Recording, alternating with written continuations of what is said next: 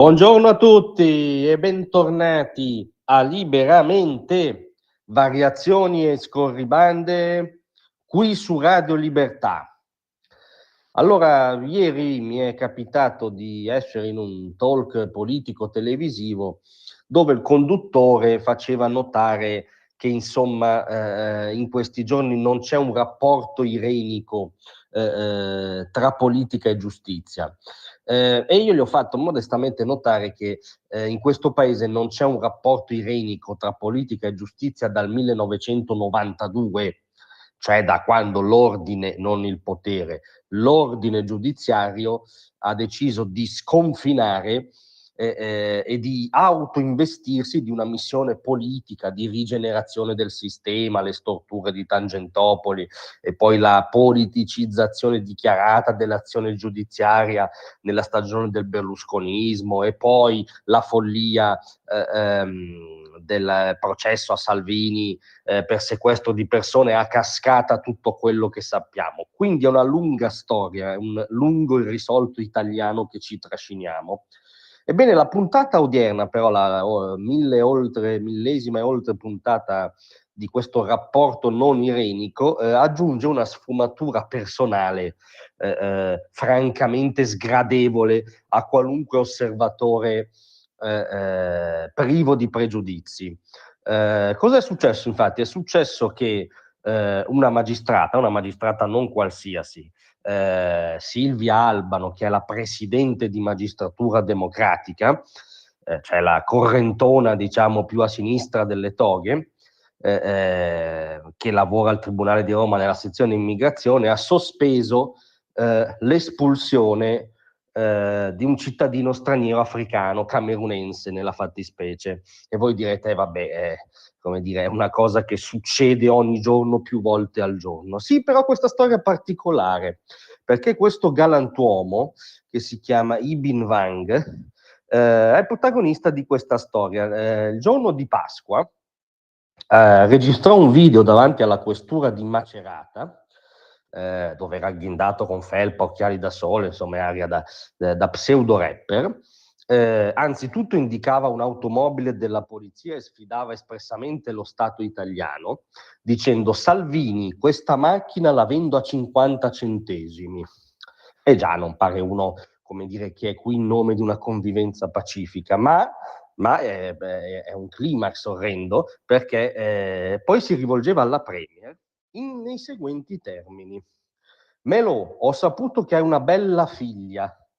Io sono negro, bello figo, con mio fratello bello figo.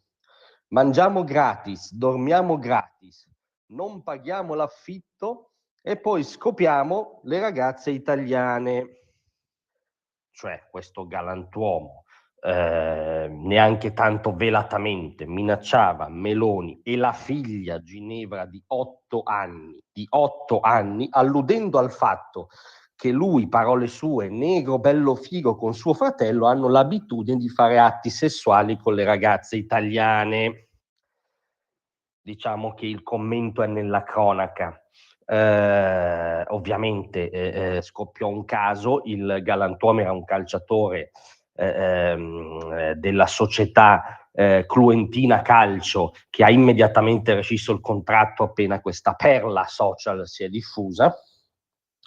A quel punto il questore ne ha disposto l'allontanamento dal territorio nazionale e infatti il ministro Piantedosi il 5 maggio ha disposto il decreto di allontanamento, spiegando tra le altre cose che le frasi del signor Wang rivelavano un atteggiamento indegno e spregevole da parte del cittadino camerunense verso i minori e il genere femminile, un irrispettoso scherno alla società civile italiana che di fatto gli consentirebbe di vivere sul territorio nazionale senza dovere né oneri, e una totale mancanza di rispetto verso l'istituzione della Polizia di Stato.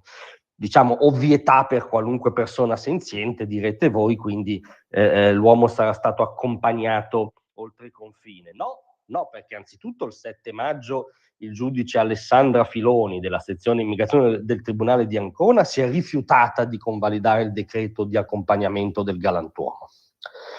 Nel frattempo, però, in seguito al ricorso presentato dagli avvocati di Nwang, la pratica è finita anche sul tavolo della presidente di Magistratura Democratica, Silvia Albano, che l'11 giugno ha sospeso la procedura d'espulsione fino all'udienza da lei fissata per il 23 dicembre. Sarà affollatissimo il tribunale, si terrà sicuramente l'udienza il 23 dicembre, non è all'orizzonte nessun rinvio e non c'è nessuna malizia nel fissare questa data, ovviamente. Diciamo che la cosa irrituale è che nella stessa, nel documento che spiega la decisione di questa sospensione, sostanzialmente la dottoressa Albano ha già scritto la sentenza di assoluzione, nel senso che spiega che non esistono gravi motivi per accogliere l'istanza di sospensione, giacché non può evincersi che lo straniero, figlio di cittadino italiano, abbia tenuto comportamenti che costituiscono una minaccia concreta, effettiva e sufficientemente grave ai diritti fondamentali della persona o all'incolumità pubblica.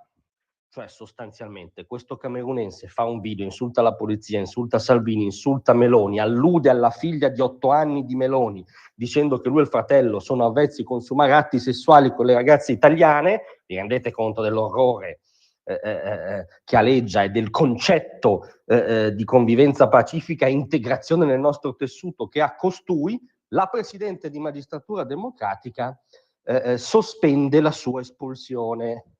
Allora, altro che rapporto non irenico, c'è uno sconfinamento ormai quotidiano, ormai irritante, ormai che va sul piano personale di certa magistratura verso certa politica che, diciamo, non è mai quella che sta a sinistra.